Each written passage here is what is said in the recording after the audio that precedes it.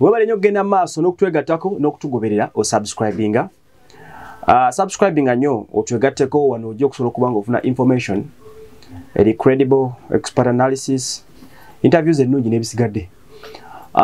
Biv Organic Access Building, Lubaga Road. Dr. Mukugo Mutendeke, mukubire ku namba esimu yeri ku screen, ogende wali ku Access Building bulijjo oba mu bifo ebyenjawulo abava mu Eastern Yigange eyo saako ne Mbale. Mchala Asperia, marriage tips with Asperia Mbale, chokolo chimanyi. Genda yo mchala omukono gwange nyali Mbale, yomuko wagire nnyo Biv Organic. Anyway, omuyimbi Mr. UG, Mr. Uganda Nuhu okuva Saudi Arabia. Aina kayimba kapya kali ku YouTube channel ye, mugende munonyeko. Yomuko wavuka abayaba begumulidde okuyimba obulungi music mu Saudi awo. N'abateekateeka ebivulo ba Eddie. Mumunonyeko omulenzi oyo is a very good performer. Kale ate mmwe abanoonya amafiina yabagamba ku office ye wali kwa Kamwezi second floor genda ka Miss Building ekyebando oba omunoonyeza amafiina wali si abo buyambi ategeeza bano abagenda okukola business naye ba counseling n'abalala. Anyway, kakati olunaku lwa leero ziri ennaku z'omwezi ndowooza ziri 6. Tusigaza olunaku lumu tusobole okuba nga ate tusiibula omubiri oba ebisigalira by'omugenzi yali Speaker wa Parliament Jacob Oulanyah. Era ng'eggwanga limaze akaseera almost 3 weeks bbiri nga tukungubagira omukulu oyo. Ku mulembe guno Museveni sirabangako omuntu gwe bali bakungubagidde nga bwe bakungubagidde Jacob Oulanyah. Sikirabangayo. Lwaki? Osobola okugamba tewali muntu yali afuddeko ng'alina hairake ey'amaanyi ennyo nga Jacob gy'abadde alina. Ndowooza kuba babadde nga bajja bafa, babadde nga either babadde bafooma ng'ebifo baba babivaamu. Ndowooza ate abalala badde mu bifo tebabadde ba level ye, kubanga mu hairake y'eggwanga erya Uganda President waba yasooka awo hairake egobererwako ndowooza siye number 2, then Speaker naba number 3, I think so. Nebuuza Vice President ali waawo, simanyi lwaki tebamuteekawo nnyo naye nsubira yandibadde number 2. Anyway, mu bataano abasooka hairake y'eggwanga nga bw'etambula, Speaker wa Parliament w'amaanyi nnyo kubanga akulira essiga ddamba erikola amateeka agafuga eggwanga. Nolwekyo state burial buli ekibadde kimukolebwako, that is what we call a state burial. Ebyo byonna bimukoleddwako bimuweebwa mu ssemateeka. Yonna enteekateeka y'okumuziika nga bwe badde. Wabula loopholes nnyingi ezeyolekedde mu kukungubagira omukulu ono. Era nga teriyandiwakanye oba teriyandiwadde awakanya bigambo, teriyandiwakanyiza kukungubagira Jacob Oulanyah mu nkungubagira gye bamukungubagiddemu. Naye enkwata gye bakikuttemu ending up ng'erumizza abantu abala emitima n'emyoyo nti eggwanga lisiigiddwa ekifaananyi nti abafu baweebwa nnyo ekitiibwa okusinga abalamu. Oba nfuna bulungi? These are facts to be talked about. Omanyi Uganda tulina embeera y'obutayagala kuwulira kituufu. Abatufuga tebagala kuwulira mazima. Era bw'ogwogerako sometimes obeera mubi. But indeed, these are facts ezina okwogerwako. Okufa kwa Jacob Oulanyah teri akwagala. Era he deserves a state funeral eyaddala ey'ekitiibwa. Wabula tulina okuyigiramu ebintu bingi nnyo nga bannayuganda. It's high time eggwanga etwa tulyagala tulirowooleze ebisingako awo. There have been so many loopholes. Obunafu bungi n'obunafuusi bungi obweyolekedde mu kukungubagira omukulu ono n'okumuziika. Nti omuntu wa wansi Abannakenya gwe bayita Wanjiku. Omuntu wa wansi, omuntu wa bulijjo.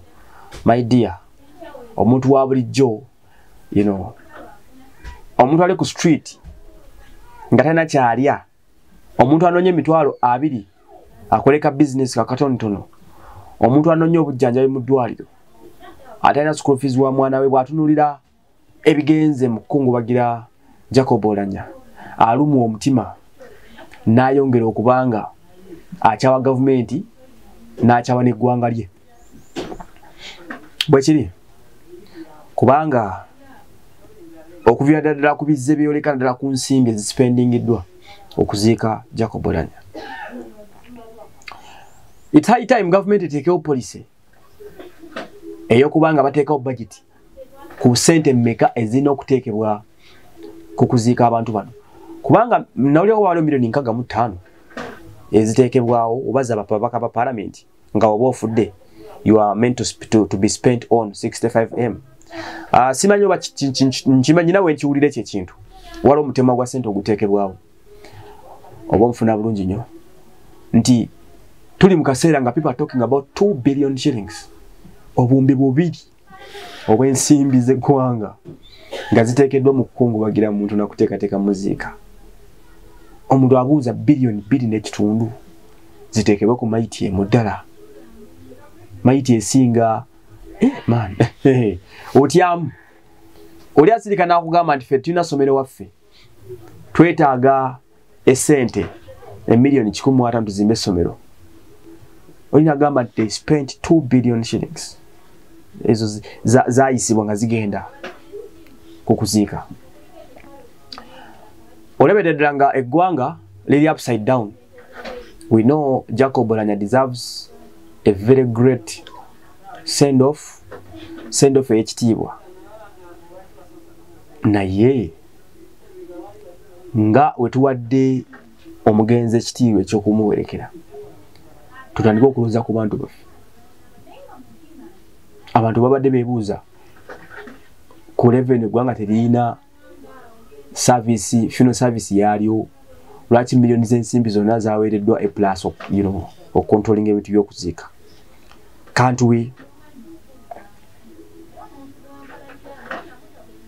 Oba munfuna bulungi nnyo. N'olwekyo it's high time we learn so many things from this situation. Ndozera ke kaseera n'amateeka okutunulirwamuko gafune ennongosereza kubanga ebiseera biri okufa kwa Jacob Oulanyah kuwebudde eggwanga. Okufa kwa Jacob Oulanyah kuleese challenges ezibaite ezisuubirwa ezitabangawo ezitalabwangako. Okubeera nti etteeka ligamba musooke mulonde omukulembeze wa parliament nga omulambo gukyalina mu ddiiro like nekiteekawo ekifaananyi nti people are always ready to fight for power.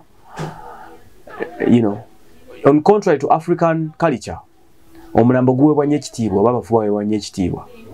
Toyinza tekakkaanira Maria mugenzi ng'ali awo nga tatebanamana mujja mu ddiiro.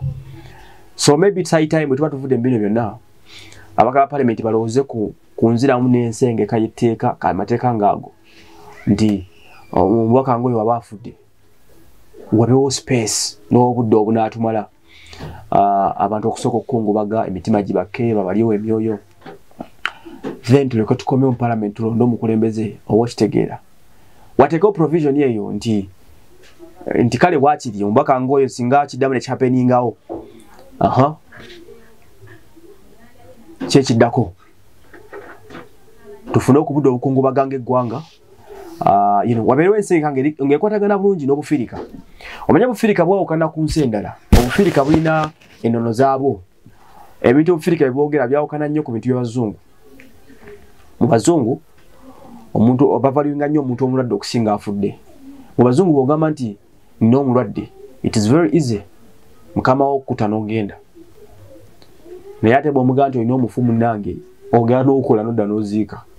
Naye ate mu bafirika abafu tubawanya ekitiibwa nti edda omuntu bwe yafanga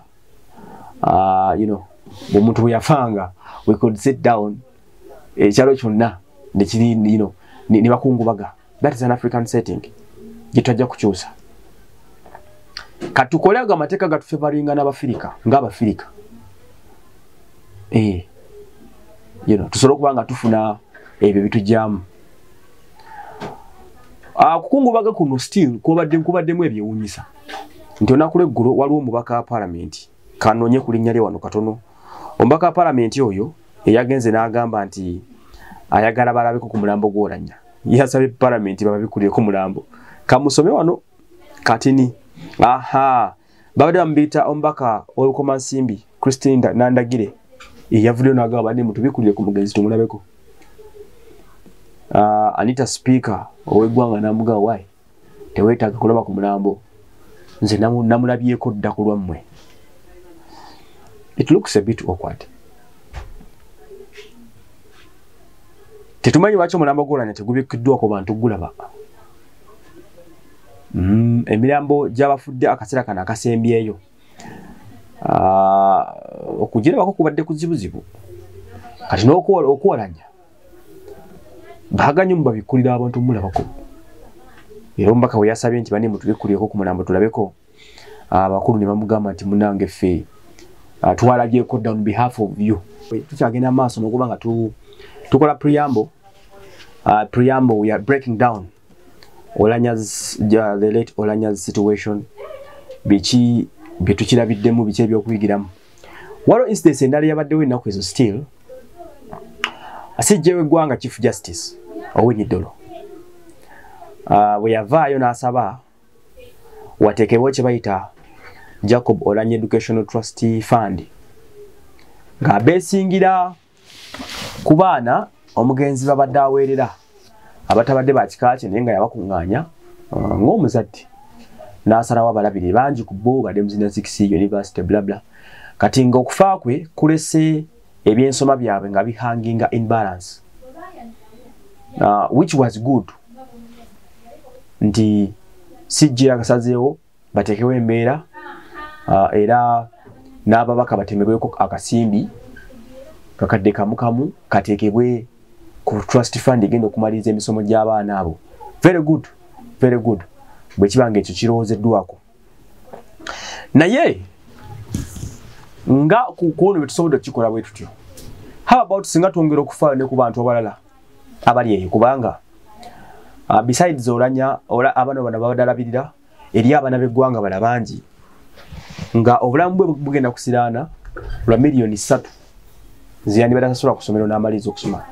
Ebintu ng'ebyo ebyangu singa ekyo nga basobodde okukikola kubanga ebuga nti babaka buli mbaka miliyoni 1 mugibweko tugiteeke mu trust fund y'Oulanyah tumalirize emisomo gy'abo abaana babadde aweerera ze miliyoni nga 5.23 ziba we ziri ku mmeeza. Miliyoni 5.23 sene nyingi zisobola okumazaako abaana bano okubaako we batuuka ne basoma.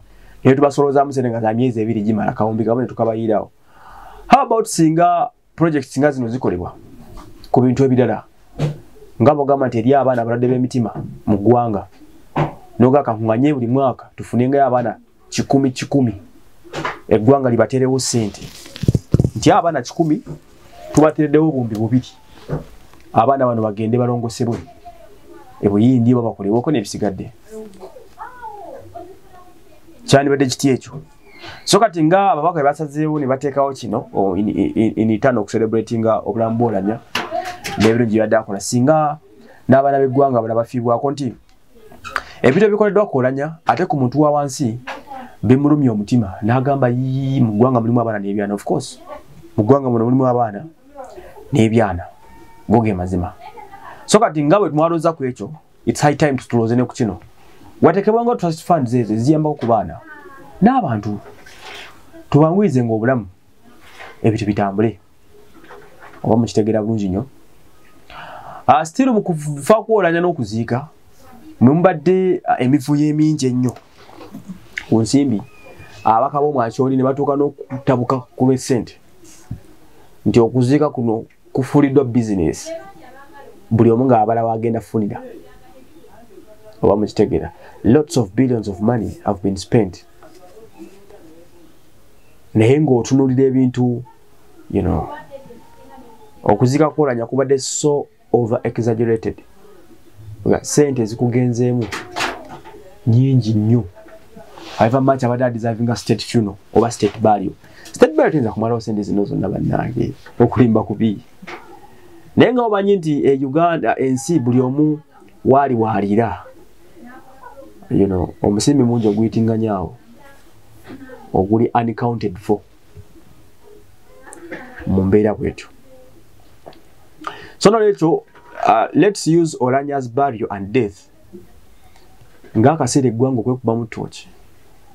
Nakwaze nina kyentera obbagamba nti gavumenti eno abantu yabavaako dda abantu government yefaako yokeni yefaako yokka ene government wosanga abantu ngoli agamba nti birthday ya mutabani w'omukulembeze w'eggwanga efuulibwa public holiday kuddiru ki oba mukitegeera eyo eggwanga mwe tuli kati nti abantu people are looking at material things olw'okuba oli ayagala state esigale ng'ekyamuwa ekyamuwa okuteeka emikolo gya state bakyamuwa zidiiro za tent n'obutebe batuuka okutembeeta ebintu bitasaana oba kitegeera ensi zigenda okufuuka dynasty ensi zigenda ensi eneva ku mutendera ensi zigenda zifuuka dynasties ensi bagenda bafuula obwakabaka obwa dictator obugenda nga bukula muloza n'obuva wala bitandikiramu ebyo bintu bwe bityo olina gamba nti Kim Jong-il oba Kim Jong-sang ba Kim family be ba founding father b'eggwanga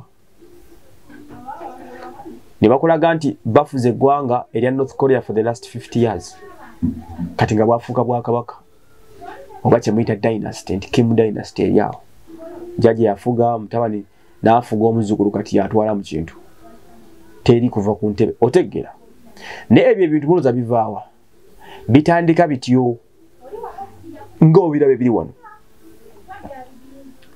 nti omukulu afuze ayagala akoona emyaka meka naye nga in the plan they have baagala bafuga emyaka 5 ekitono kati as the father is going they are preparing for the son okitegeera kati olwo baba gifudde dynasty nti omuntu atatenga ebintu bitasaana bwe bityo inagamba omwana ono olunaku lwe tulufuule birthday olw'okuwaza emyaka 48 birthday tugifuule public holiday abantu nga bano babbalamu these are the people abaviirako ensi okufuuka zi dynasty mu ngeri y'okusaaga muwalaba nga mbala ali awo ajja nga asaaga omulenzi ono balina gye bamutembeetamu bamuleeta tugenda kutuuka 226 wano nga muhoozi w'amaanyi nga olaba Bobi Wine naye nga bivuddebwa ku bano babbalamu